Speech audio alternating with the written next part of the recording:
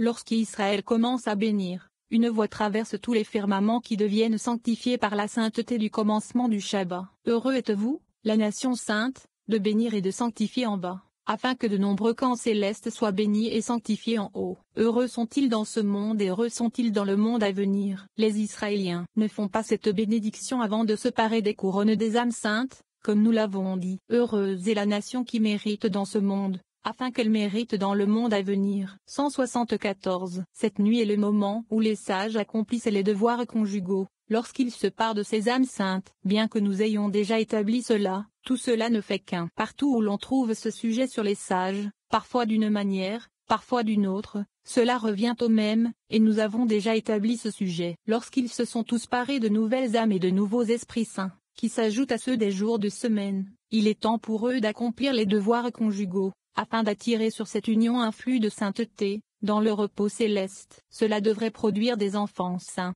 comme il se doit. 175. Ce secret a été donné aux sages. À minuit de cette nuit, de Shabbat, le saint, béni soit-il, désire entrer dans le jardin d'Éden. Ce secret est que le saint, béni soit-il, entre dans le jardin d'Éden inférieur, qui est dans le monde Asia, les jours de semaine pour s'amuser avec les justes qui y habitent. Le Shabbat et la veille du Shabbat, le saint, béni soit-il, entre dans le jardin d'Éden supérieur, qui est dans le monde Bria, dans le secret de la source céleste, qui est Bina. Car les trois mondes, Bria, Yetzira et Asia, sont comme Bina, Tiferet et Malkout, et Bria est comme Bina. 176. Pendant les jours de la semaine, toutes les âmes des justes résident dans le jardin d'Éden terrestre. Lorsque le jour devient sanctifié au début du Shabbat, tous ces camps de saints anges qui sont désignés dans le jardin d'Éden inférieur élèvent ces âmes qui habitent dans le jardin d'Éden inférieur, pour les amener à ce firmament qui se tient au-dessus du jardin d'Éden. Car, étant donné qu'elles viennent du monde de l'Asia, elles n'ont pas la permission de s'élever plus haut que cela. Les chars saints qui entourent le trône de gloire du roi, qui est Bria,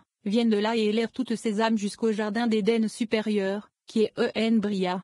177. Lorsque ces esprits montent au jardin d'Éden, d'autres esprits saints descendent dans ce monde pour se parer du peuple saint. Ceux-ci montent au jardin d'Éden supérieur, et ceux-là descendent pour s'orner du peuple saint, ce qui signifie que, de même qu'il y a une élévation pour les âmes qui sont dans le jardin d'Éden, de même il y a une élévation pour le peuple saint, car ils s'ornent d'une âme supplémentaire.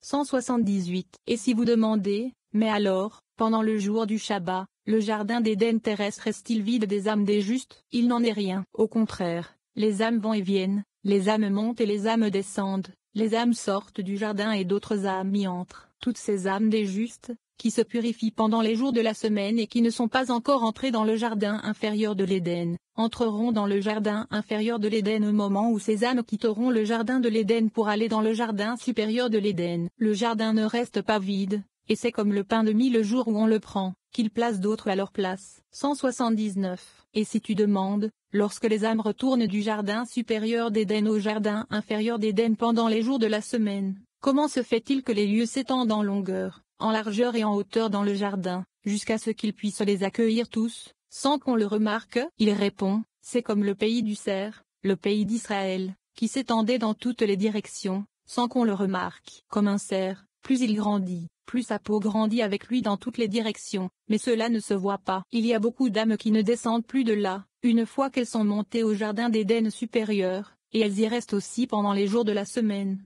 180. Les âmes montent et les âmes descendent afin que le peuple saint s'empare. Au début du Shabbat, c'est-à-dire avant que le jour ne soit sanctionné, les âmes se tournent. Certaines vont et d'autres viennent, certaines montent et d'autres descendent. Qui a vu combien de saints chars flottent ici et là, tous dans la joie, tous avec bonne volonté. Ces âmes sont destinées à orner le peuple saint, à orner de nombreux justes dans le jardin d'Éden inférieur, et cela continue jusqu'au moment où un annonceur proclame « Sanctifié, sanctifié ». Alors le repos et la tranquillité règnent pour tous, tandis que les méchants dans le genon deviennent tous tranquilles à leur place et se reposent. Toutes les âmes deviennent ornées, c'est-à-dire qu'elles atteignent les trois premiers séphirotes, ceux d'en haut et ceux d'en bas. Heureux les gens qui possèdent cette portion. 181. À minuit de la veille du Shabbat, lorsque les sages se réveillent pour accomplir les devoirs conjugaux, il y a un esprit surnaturel dont ils se sont parés lorsque le jour a été sanctifié, alors qu'ils dorment dans leur lit et que leurs autres âmes souhaitent s'élever et voir la gloire du roi. l'esprit surnaturel qui est descendu au début du Shabbat prend cette âme et elle s'élève. Les autres âmes se baignent dans les épices qui sont dans le jardin d'Éden, et voient tout ce qu'elles voient. 182. Lorsque l'esprit descend pour habiter sa place à minuit, cette âme retourne aussi à sa place. Les sages doivent dire un passage d'éveil de ce Saint-Esprit céleste de la couronne du Shabbat, à savoir,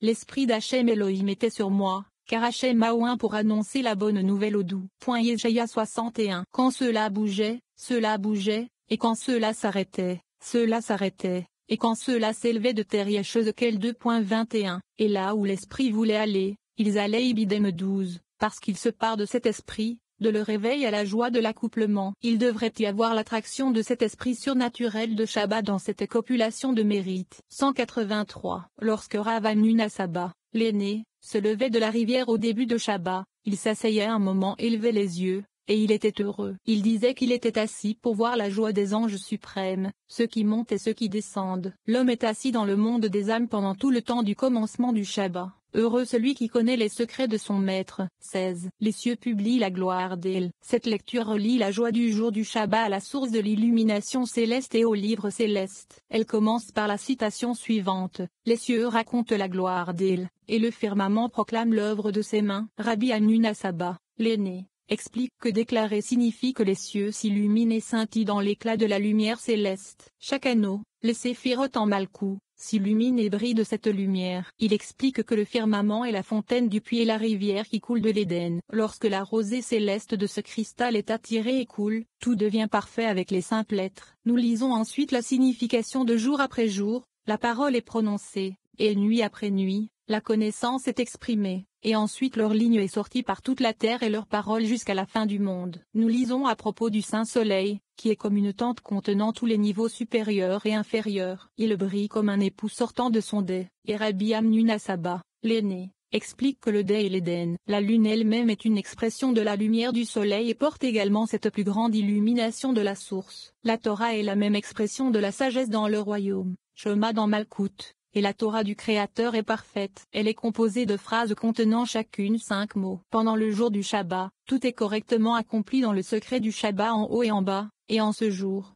la lumière est augmentée en tout. Ainsi, David a récité le verset, « Les cieux déclarent, inspiré par l'illumination imminente de l'Esprit Saint, et par la prééminence du jour du Shabbat sur tous les autres jours. » La pertinence de ce passage nous apprenons comment la grande source de toute lumière s'exprime à travers les corps célestes, à travers le Shabbat et à travers la Torah. Cette lumière céleste se déverse sur nous lorsque nos yeux touchent les mots, révélant ces mystères élevés et lumineux. Cette illumination perfectionne nos âmes et complète le monde, permettant au sabbat cosmique, l'ère du Messie, de commencer avec la douce miséricorde sans limite. 184. Lorsque le jour du Shabbat se lève, la joie monte dans tous les mondes avec satisfaction et allégresse. Alors, les cieux racontent la gloire d'El, et le firmament proclame son œuvre. Teilim 19:2.2. Qui sont les cieux? Ce sont ces cieux, à savoir Zahir Ampin, dans lesquels le nom céleste est visible, qui est Ima, et dans lesquels le saint nom est marqué, qui est Abba, ce qui signifie que les cieux sont Zahir Ampin qui contient le mochin de Abba et Ima. 185. Il questionne, quel est le sens de déclarer aussi, raconter? Si vous dites que c'est comme quelqu'un qui raconte une histoire, il n'en est rien, mais plutôt il s'illumine et brille dans l'éclat de la lumière céleste, et s'élève dans le nom qui est inclus dans l'éclat de la perfection céleste, à savoir dans le nom Yehudé Vavé, qui contient Yehudé, qui sont la perfection céleste, étant Abba et Ima. 186. Il questionne, quel est le compte, car il est dit, les cieux tels? Il répond, ils étincellent dans l'éclat du livre céleste, qui est Abba, et ce qui est tiré du livre s'appelle un conte. Par conséquent, ils s'élèvent dans un nom complet, qui est Yehudé Vavé, et ils illuminent avec une lumière complète, dans la colonne droite. Ils brillent d'un éclat complet, dans la colonne de gauche. Elles étincellent et s'illuminent d'elles-mêmes de la lumière de l'étincelle du livre céleste, et elles étincellent et s'illuminent de tous les côtés auxquels elles sont attachées, parce que chaque anneau s'illumine et brille. Tous les séphirotes de Malkout qui sont appelés anneaux, de cette brillance et de cette lumière, parce qu'en ce jour les cieux, qui sont Zahir Ampin, se parent et s'élèvent dans le saint nom, Yehudé Vavé, plus que les autres jours. 187. Son œuvre signifie la rosée céleste qui illumine de tous les côtés cachés, qui sont les œuvres de ses mains, de Zahir Ampin, et son établissement qui est établi en ce jour plus qu'en tous les autres jours. 188. Le firmament proclame, il questionne, Que signifie proclame? Il répond que société anonyme signification est qu'il puise l'eau et qu'elle descend dans le Yésod à partir de la tête du roi, c'est-à-dire à partir de ces 3 premiers séphirotes qui sont appelés la tête de Zahir-Anpin, et il se remplit de tous côtés. Le firmament est la source du puits, à savoir Yésod qui fournit le puits, qui est Malkout, et c'est le fleuve qui sort de l'Éden. C'est lui qui attire et déverse vers le bas le flux de la rosée céleste qui illumine et scintille de toutes parts. Ce firmament l'attire avec un dessein d'amour et de désir pour arroser une potion de joie à la veille du Shabbat, qui est Malkout. 189.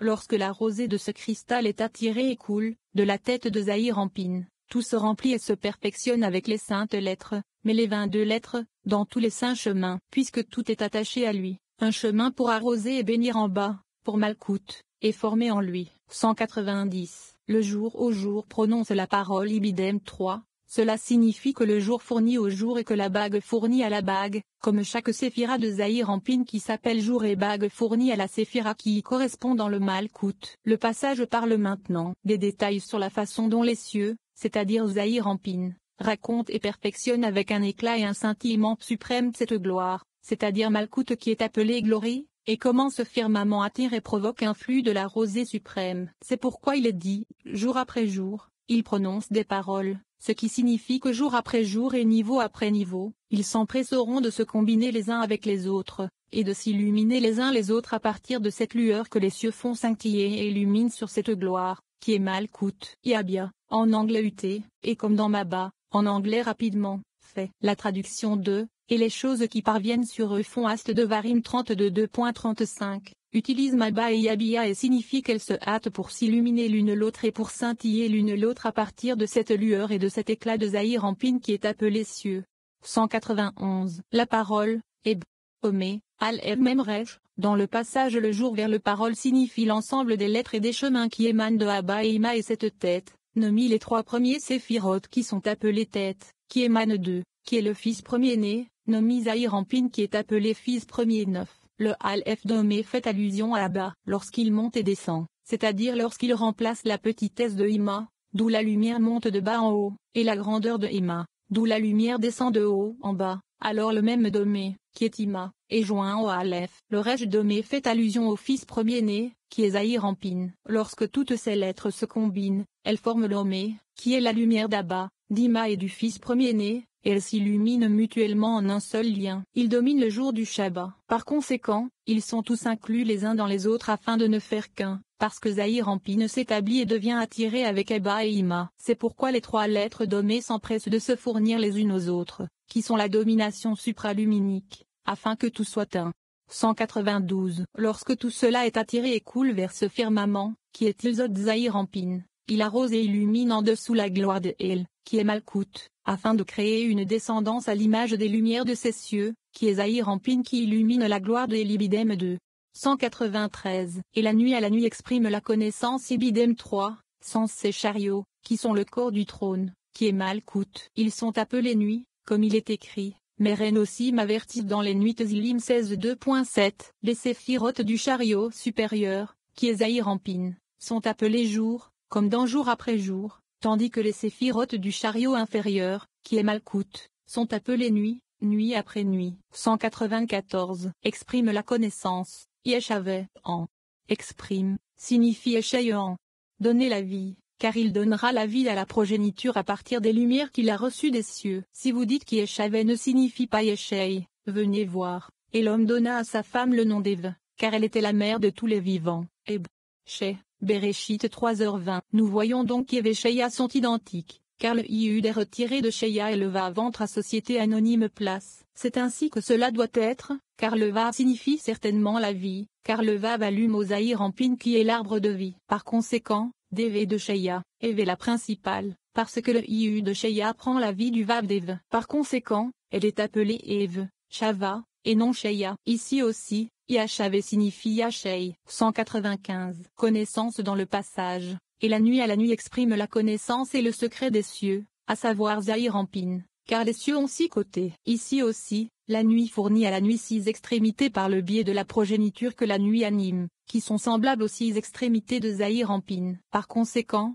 jour après jour est inclus dans le niveau le plus élevé du Homé, qui est Abba et Ima comme mentionné, et de nuit en nuit est inclus dans le plus haut niveau dans le secret du mal qui l'illumine, c'est-à-dire le ciel et la connaissance, qui est Zahir en Pin. 196. Ce Homé est un secret céleste, nomme Abba et Ima, et n'est pas comme les autres dictons, c'est pourquoi la Torah